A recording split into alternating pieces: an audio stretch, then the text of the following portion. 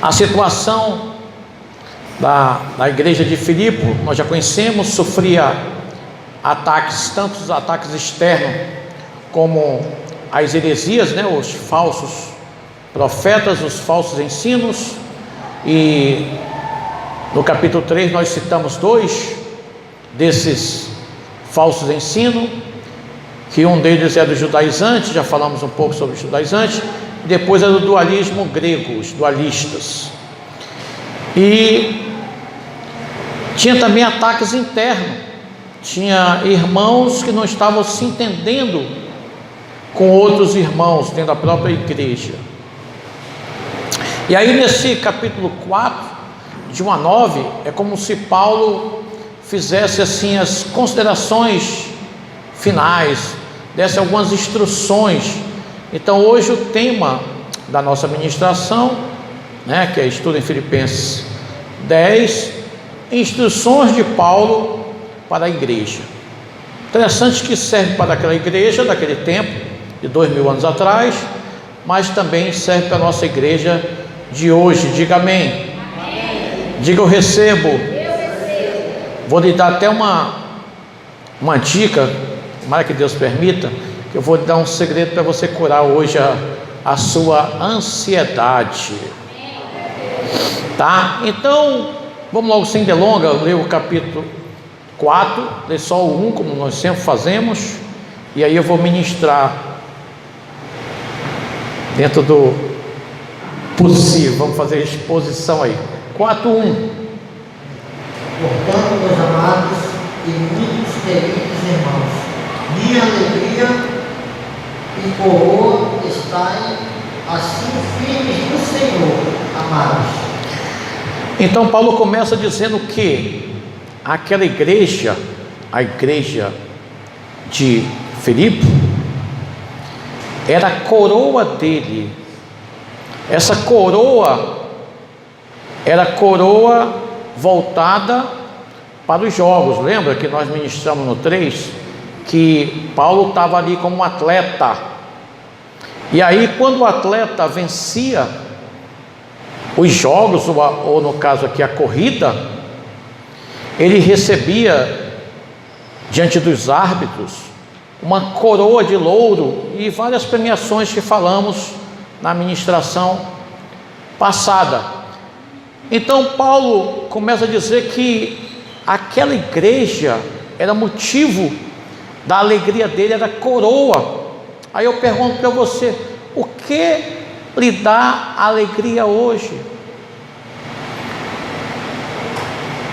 Em que você pode se alegrar ou dizer, isso aqui que eu faço é a minha coroa? Quando eu chegar diante de Deus e receber a coroa, coloque no irmão que está ao seu lado e diga assim: você está fazendo algo que merece uma coroa lá no grande julgamento?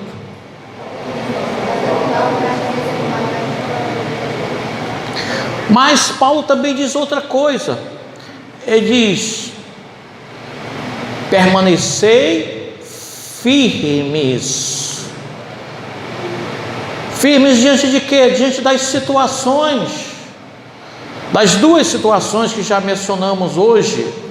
Da primeira situação concernente ao falso ensino, e depois dentro da própria igreja as divisões, irmão que não se bicava contra o irmão, irmãos que viviam atritados. E Paulo vai e diz: permanecei firmes, independente das circunstâncias, independente do que você está passando.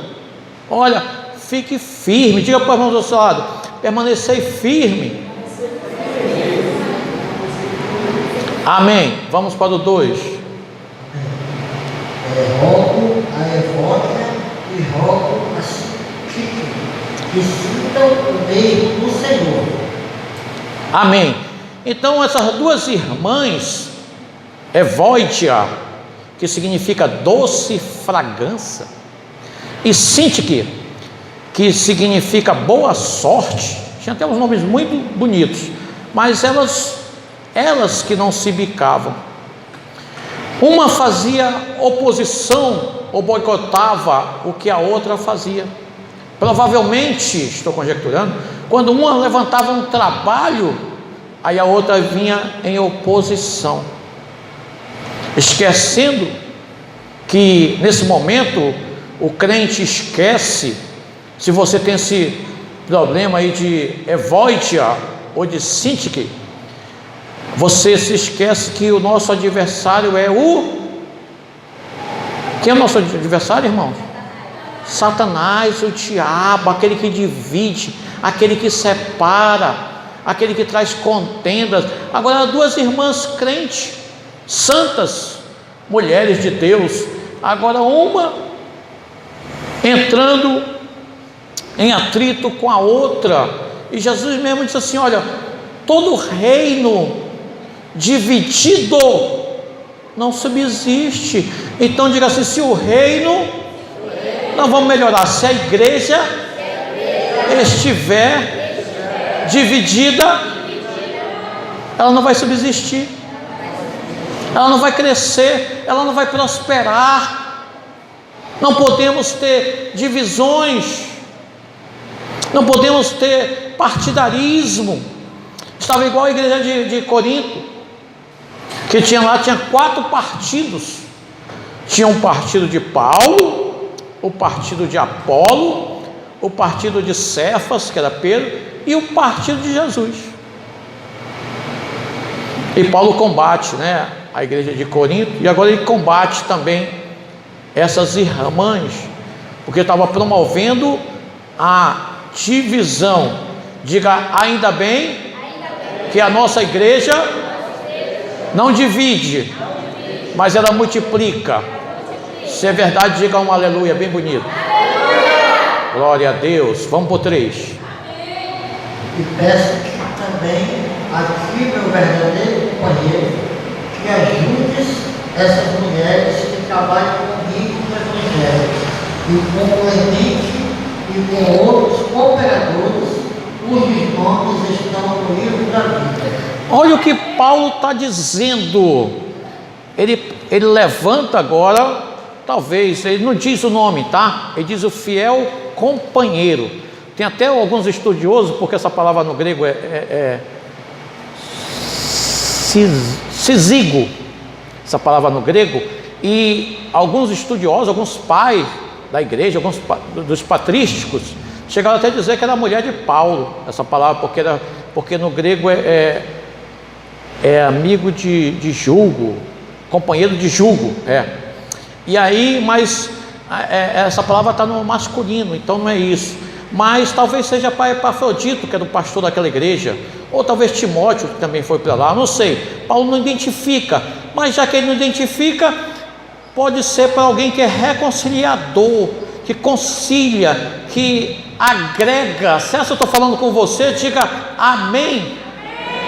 Se não está o nome, pode ser você, um 12, um líder, que está ali para apaziguar, para unir, para juntar, para somar. Mas ele diz uma coisa interessante, ainda no 3. Ele diz que o nome, elas são importantes, ambas trabalharam com Paulo e para o Senhor Jesus. Mas ele diz uma coisa interessante: olha, o nome de vocês, eu vou voltar aqui, quando eu terminar eu queria que você dissesse uma bem forte, e se eu estou falando com você, essa palavra está falando com você, você aplaudisse também ao Senhor. O nome de vocês estão escrito no livro da vida.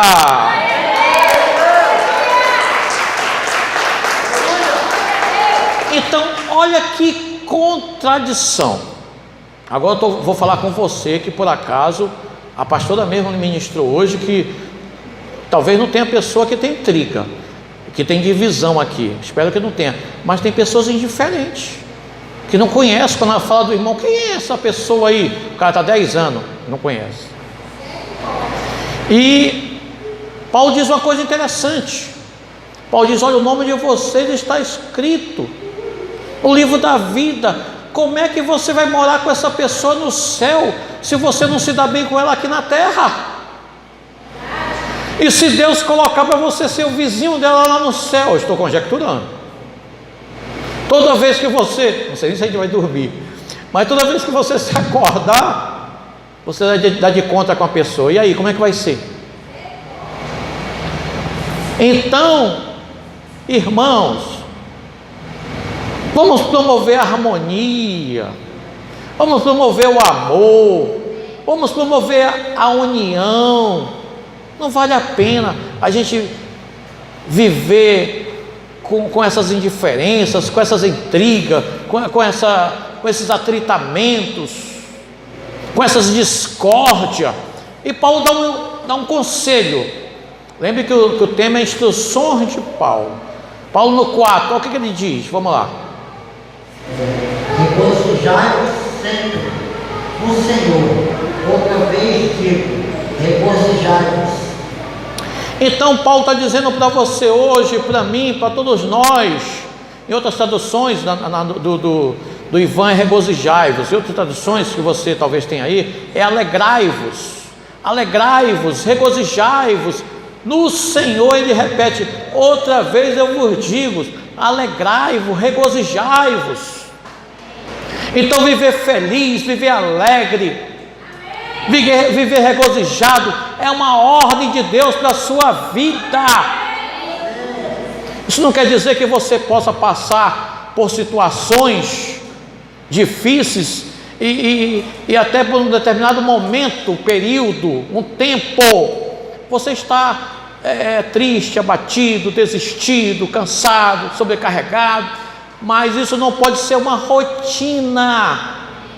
A sua rotina, o seu estado tem que estar feliz. Toque no irmão do seu lado assim, diga: você é uma pessoa triste ou feliz?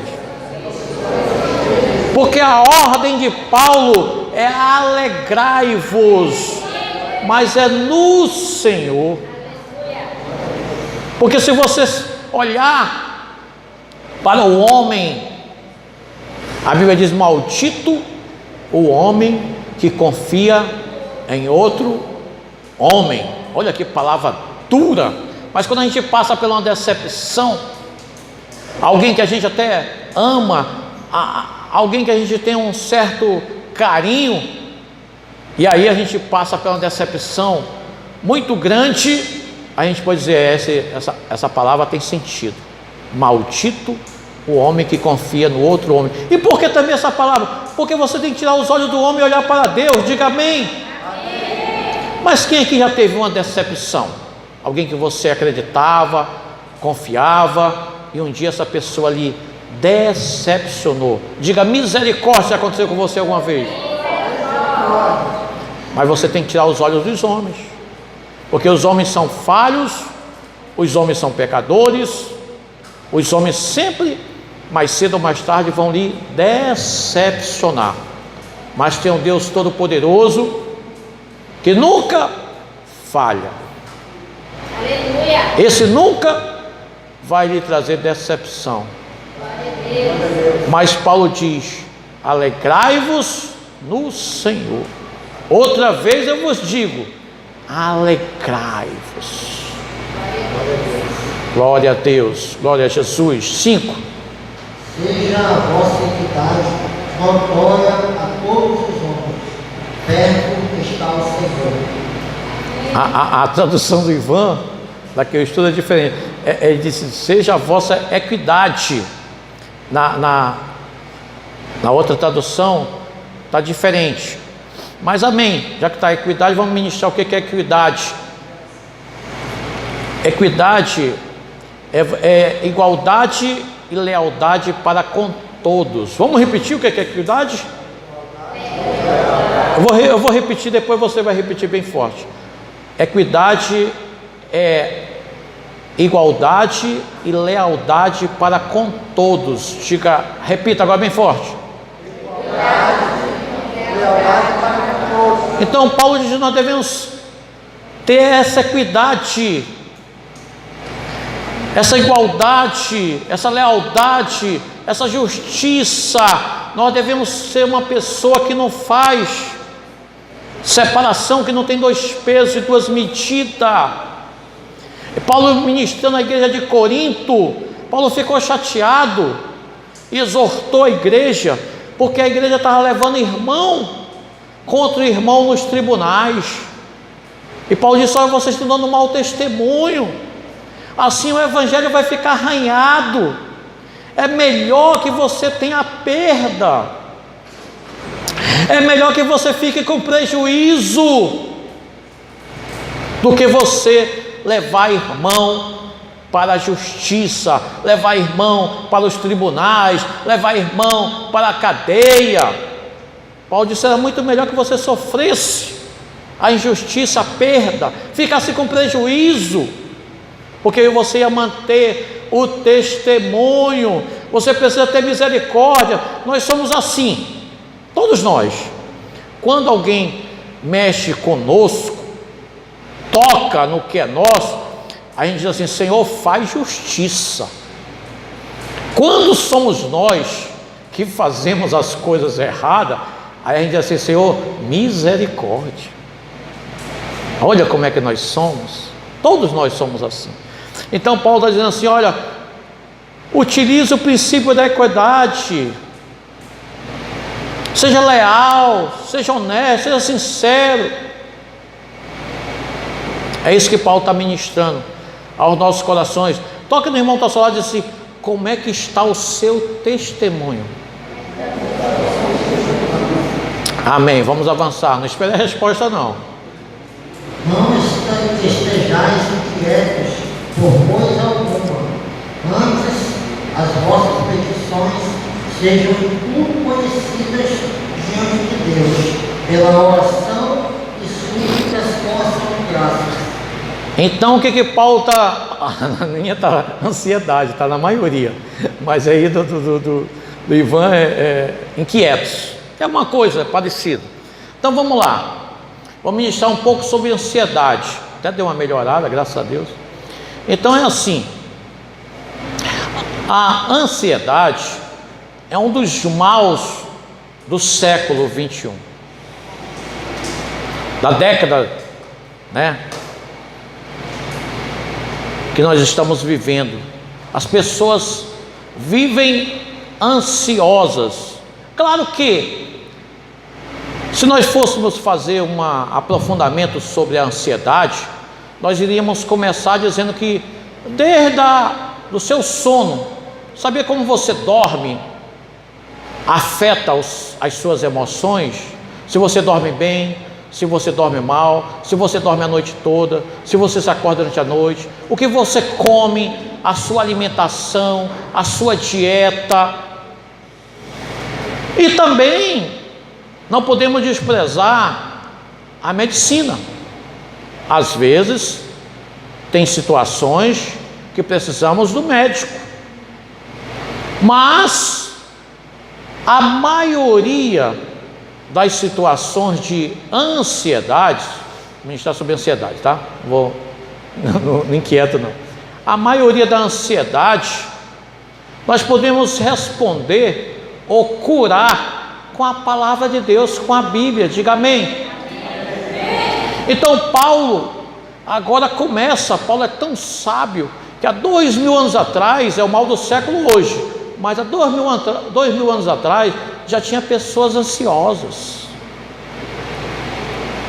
E Paulo começa a dar a dica, dar o segredo de vencer a ansiedade, que talvez, se você for uma pessoa ansiosa, você vai receber a cura hoje. Diga amém. Mas vamos começar a entender uma coisa. Se eu estou com um problema muito grave, vou citar até alguns problemas, é uma doença muito grave na família, pode ser um filho que talvez esteja nas drogas, pode ser as contas que não fecham, né?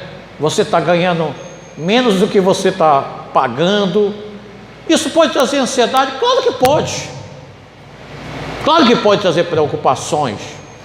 Do jeito que eu falei que nós devemos ser alegres, é o contrário, nós não devemos viver ansiosos. Mas você ficar ansioso de vez em quando não tem problema.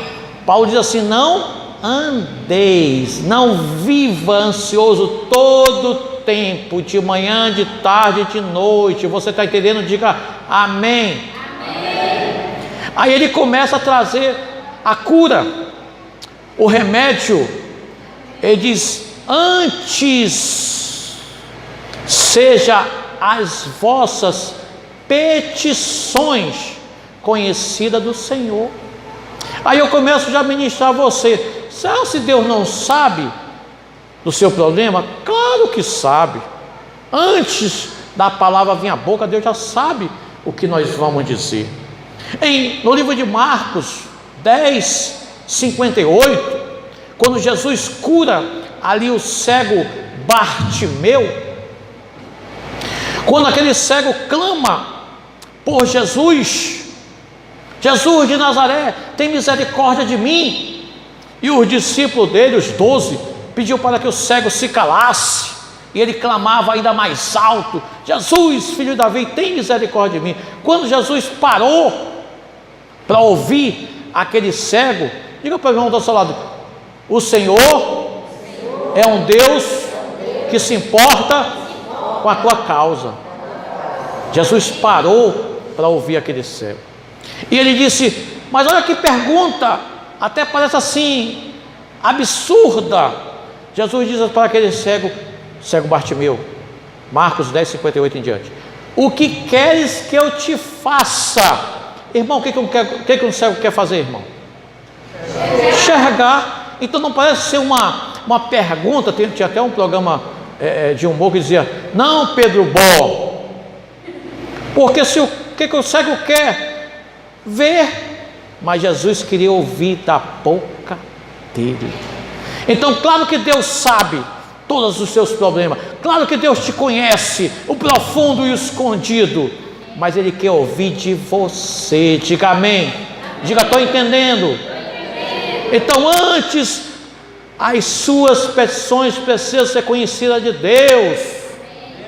Mas como só ser conhecida? Não, tem outro segredo: através da oração. Diga: em vez de ficar reclamando, em vez de ficar murmurando, eu devo orar. Mas essa palavra orar, no grego, essa palavra aí está orar porque traduziram do jeito que deu, mas era adoração. Nós só adoramos a Deus, não é pelo que Ele faz, né? Como cantamos. Ah não, foi no ensaio, eu chego mais cedo, estava cantando, que você adora pelo que Ele é. Adoração é você adorar a Deus pelo que Ele é, e não o que Ele faz. Que se Ele curar, Ele é Deus. Se Ele não curar, continua sendo Deus, né? Depois nós vamos até cantar isso aí, pode ser, o Renato do Avivamento? Dá para sair? Então pronto, capricha aí, vai pensando aí, vai ensaiando aí. Eu sempre faço isso, né? Eu testando aqui, porque no Faustão diz: quem sabe faz ao vivo.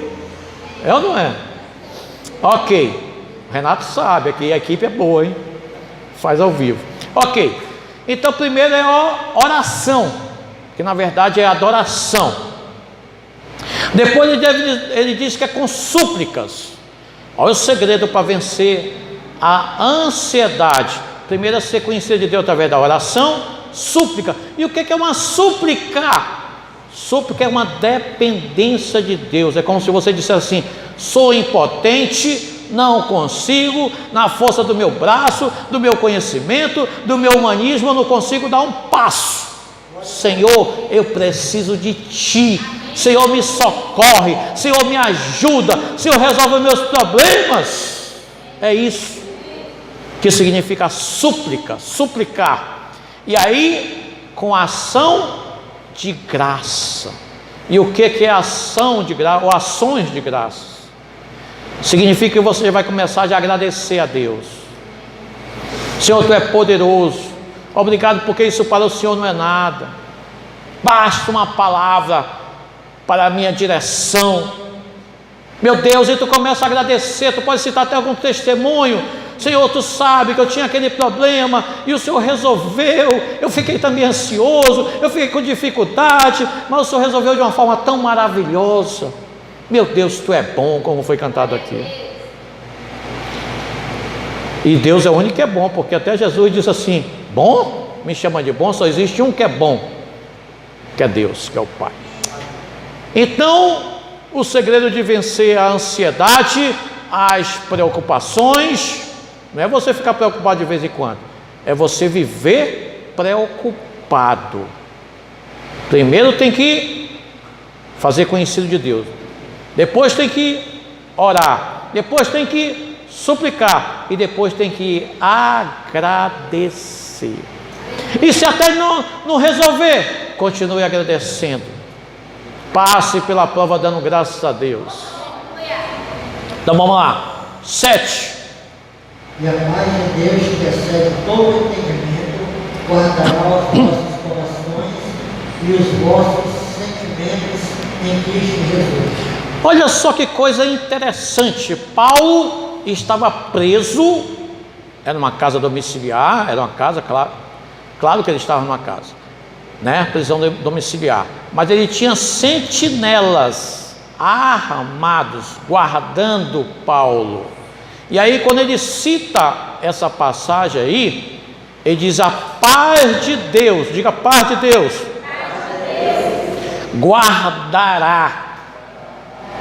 Esse guardar é como se Deus colocasse um sentinela armado, lhe protegendo. E quando a ansiedade, as preocupações quiserem lhe assolar, o guarda diz: não, aqui tu não entra não, aqui tu não passa não, no coração tu não vai chegar não. É Deus que coloca. Agora diga paz de Deus, e diga paz com Deus. Existe, hoje eu vou ensinar para você o que é paz de Deus e a diferença da paz com Deus. Diga primeiro paz com Deus. Paz com Deus, todo crente possui. Se você é crente, diga amém. Então você já possui a paz com Deus. Romanos 5, versículo 1. Queria que alguém lesse aí. Mas em Romanos 5, quando tiver no ponto, diga. Em Romanos 5, 1, diz que nós temos a paz com Deus mediante a fé por Cristo Jesus, que nos justifica. Então todo crente é justificado por Cristo, pela cruz do Calvário, pela morte vicária. Nós somos justificados.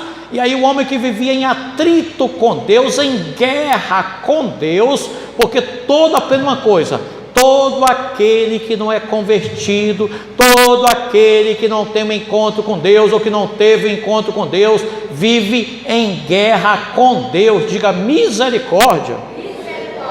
Viver em guerra com Deus não é fácil, mas vive em guerra com Deus aquele que não é convertido. Mas quando nós nos convertemos, quando nós temos um encontro com Jesus, ou quando Jesus tem um encontro conosco, como nós ministramos semana passada, aí nós recebemos a paz com Deus. Nós temos paz com Deus, não estamos mais em guerra, e que é diferente da paz. Vamos já achar o texto? Leia o texto bem alto.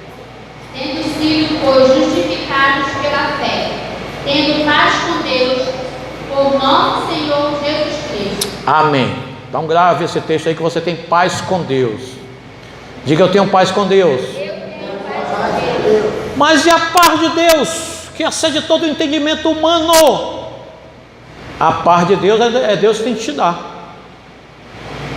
Ela é sobrenatural? É. Agora tu tem que fazer a tua parte. Lembra que a gente cita muito um texto que diz: a soberania de Deus não anula a responsabilidade humana. Então é Deus que dá, mas tu tem que fazer a tua parte. Como? Do jeito que já falamos: orando, suplicando, dando louvores a Deus com ações de graça. E aí Deus vai mandar um guarda, um sentinela armado para não deixar a ansiedade entrar no teu coração, nem na tua mente. E aí é que tu vai passar por dificuldades, por problemas terríveis. Vou contar uma experiência muito rápida, que agora eu melhorei, eu gosto de ministrar, gente.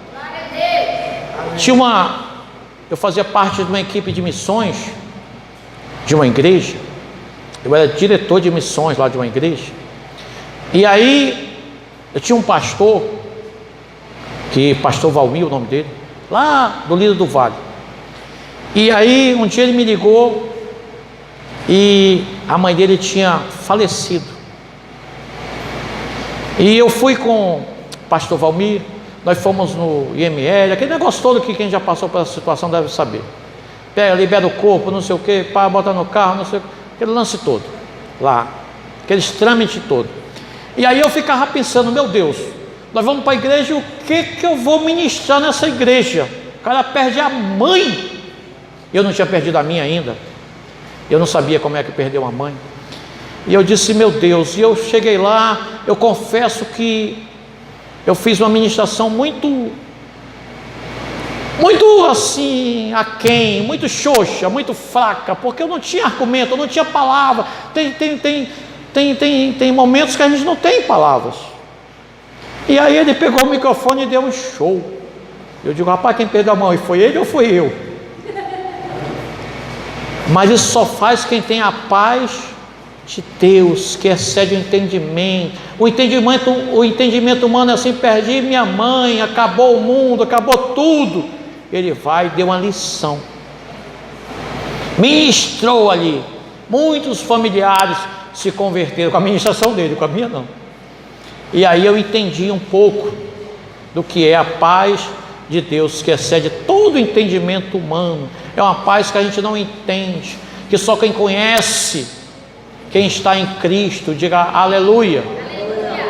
Mas essa paz de Deus vai guardar a sua mente, o seu coração, e vai ser uma bênção, independente do que você estiver passando.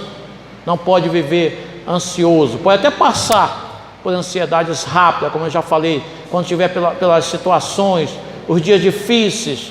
Mas a promessa para você é que o choro pode durar uma noite, mas a alegria vem na manhã. Observe que Deus está dizendo para você, eu não sei se você entrou aqui cheio de preocupações, cheio de ansiedade, mas Deus está ministrando para você, diz assim: tem tempo para acabar essa ansiedade, é só uma noite. Essa noite vai acabar, essa noite vai amanhecer, o sol vai brilhar na tua vida. Glória a Deus. E aí Paulo continua nos ministrando, diz: olha, você está aprendendo, agora você tem que fazer outra coisa. Vamos lá, no 8. Quanto ao mais, irmãos, tudo que é verdadeiro, tudo que é honesto, tudo que é justo, tudo que é puro, tudo que é amável, tudo que é de boa fama, se há alguma virtude e se há algum louvor, isso pensai. Então agora eu vou, toque de mão da sua, disse, agora o pregador vai falar com você. Fale mais alto, eu quero ouvir.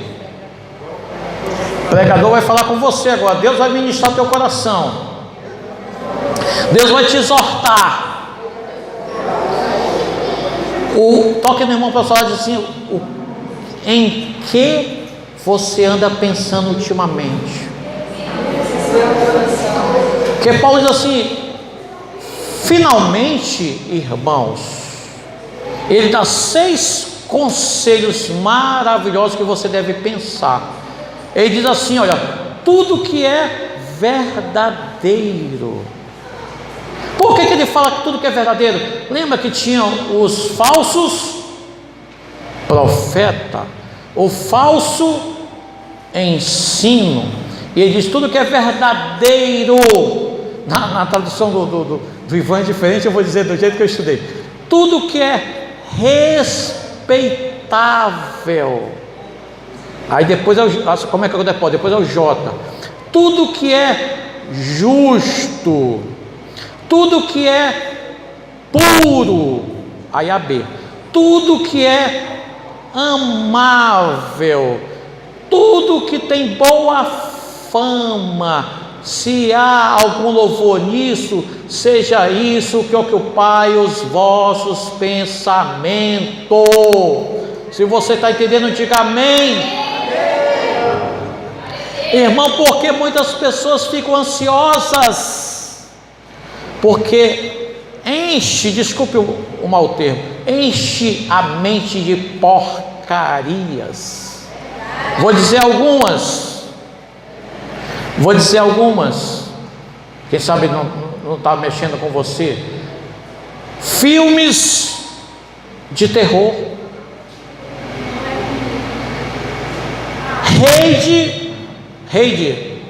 redes sociais é no plural ou é no singular? Redes sociais, rede social, como é que é? Enfim, tá aí, ninguém me ajudou, tá. Rede social, pronto. Você é daquelas pessoas que passa um tempão nas redes sociais? Você, pior ainda, você deixa seu filho ficar bastante tempo.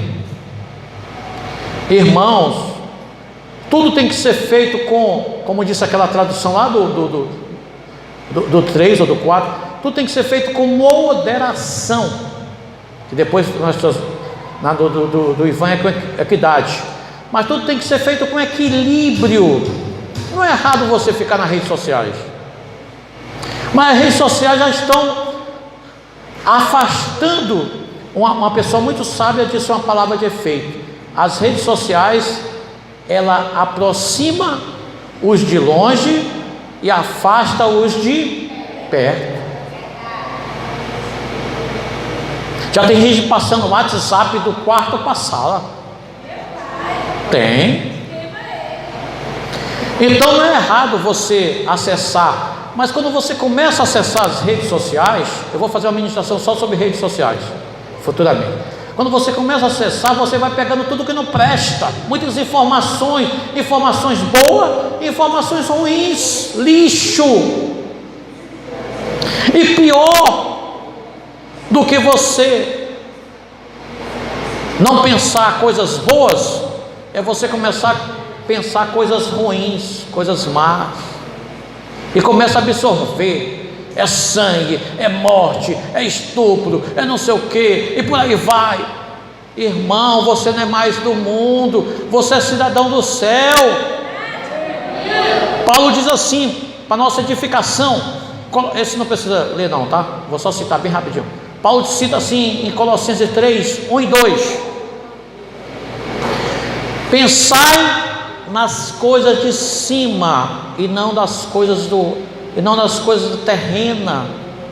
Irmão, pense no céu, pense nas coisas de Deus. Aí você passa o dia na rede social, passa para os seus filhos. Irmãos, não é errado crianças ficarem no celular, porque você acha até inteligente, olha, já sabe manusear. Não é errado, mas desde que esteja com equilíbrio, com tempo. A Bíblia diz em Eclesiastes 3 que há tempo para todo propósito debaixo do céu, debaixo do sol. Então há tempo de brincar? Claro que há. Há tempo de entrar nas redes sociais? Claro que há. Mas há tempo de se abster de redes sociais. Em alguns países já estão fazendo aquilo que a pessoa se isola e fica sem acesso à rede social. Estão fazendo isso. Do jeito que as pessoas drogadas vão para o sítio e ficam ali sem consumir droga por muito tempo internado, já estão fazendo isso com redes sociais, porque é prejudicial, gente, vicia. E você talvez seja um viciado, e Deus está ministrando hoje o teu coração. Pode usar, mas com moderação. Talvez aqui você dentro da igreja não consegue mais nem ouvir os cultos. as ministrações, Deus não fala mais nem com você, porque você fica no Facebook, Instagram, não é Instagram não, é estragando, se estragando, é no Zap e por aí vai, e aí não tem mais tempo para nada. Diz, eu estou sem tempo. Está sem tempo? Então quanto tempo você passa nas redes sociais? Faça o celular da pastora Cleide do Avivamento, dá para medir. Um dia ela mediu, ela ficou assustada. Então a pessoa não tem mais tempo para orar, não tem tempo mais para ler a Bíblia, porque está preso a um vício. Posso ouvir misericórdia? E Paulo conclui no 9 aí, vamos lá, 9. E também aprendeste e recebeste e ouviste e viste em mim, isso fazei, e o Deus de paz será convosco. Então no começo ele anuncia a paz de Deus. Mas muito melhor do que você ter a paz de Deus é você ter o Deus da paz. Diga glória a Deus. Mas o Deus da paz só vai estar com você, convosco, como diz Paulo no 9, se você primeiro praticar, imitar Paulo. Porque se você for só um teórico, um conhecedor, a Bíblia diz: seja não somente ouvintes, mas sejam praticantes das minhas palavras. Tiago 1:22. E aí ele diz: quando você for imitadores de Paulo, quando você praticar a palavra de Deus, aí o Deus de paz vem e habita sobre a tua vida. E eu vou concluir dando um conselho que Deus deu para Josué, mas também serve para você. O contexto é o seguinte, é Josué 1, no comecinho, até o 8. Você pode ler todos em casa, até o 8. O contexto é o seguinte: Moisés é morto, grande líder, libertador, o homem que tirou o povo do Egito e conduziu, mas agora esse homem morre, e o substituto, Josué. Que responsabilidade! Como é, Josué, como é que eu vou substituir o grande Moisés? E aí, com certeza, Josué ele ficou ansioso, já que a ministração é ansioso. Deus chegou com ele e disse: Moisés, Josué, assim, esse Josué é você, tá? Josué, assim como eu fui com meu servo Moisés, eu serei contigo. Mas segue algumas coisinhas aqui. Pega o livro da minha lei, a Bíblia, e medita nele de dia e de noite, tendo o cuidado de guardar tudo o que na tua Bíblia está escrito. Aí o 8: então a tua vida será um sucesso. Diga glória a Deus e aplauda o Senhor. Ficando em pé para nós cantarmos com alegria. Vamos orar. Graças a Deus.